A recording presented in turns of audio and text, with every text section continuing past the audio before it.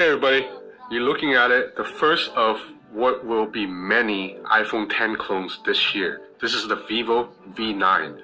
So let's start with the unboxing first. So you look at the back of the device, check out specs.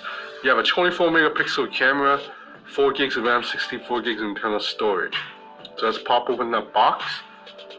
So right here you have probably papers and a case, I'm guessing. Yep, you have a soft plastic case. Not much in there. That's a label. So let's take out the phone. Okay, let's put it to the side. And then you see right there you have a US China plug. Also Japan. Japan uses that same leg. And then you have a USB. Oh wait, that's a US micro USB, not USB-C. That's a little bit disappointing that this phone does not use USB-C. And you have some stock head earphones. So now let's get to my favorite part, peel. Oh, there's nothing to peel, so I just slid out the phone, and then that's it. Feels really good in the hand, very, very light. I believe it weighs 180 grams, which is really light. No, 150 grams. I just checked the fact sheet, sorry. So it's power on the device. So slap on the case. It actually fits very nicely, and the case gives the phone quite a lot of grip. Although the back of the phone is grippy too, because it's kind of, I don't know if this is glass or plastic, but it's a little bit grippy. I like the texture too on the back with the Vivo logo. It's a nice feeling phone, just a really bad fingerprint magnet though. So now that the display's fired up, so you see the bezels at the top and the sides are really slim, probably slimmer than the iPhone 10. And the bottom bezel, there's a little bit of bezel, but it's not that bad at all. This is a very immersive looking phone.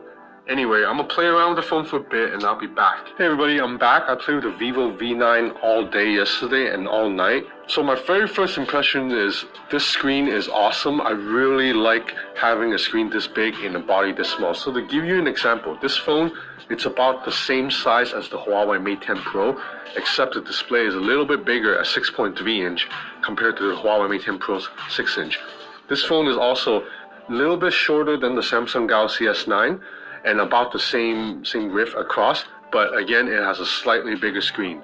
This just seems like a really good screen size for me, 6.3 inch, but the phone feels good. I can grip it very easily one-handed, and look, my thumb even can reach all the way across, so one-hand typing hasn't been an issue. So there are rumors that Apple's actually, the next iPhone they're making, there's going to be a big version with a screen around this size.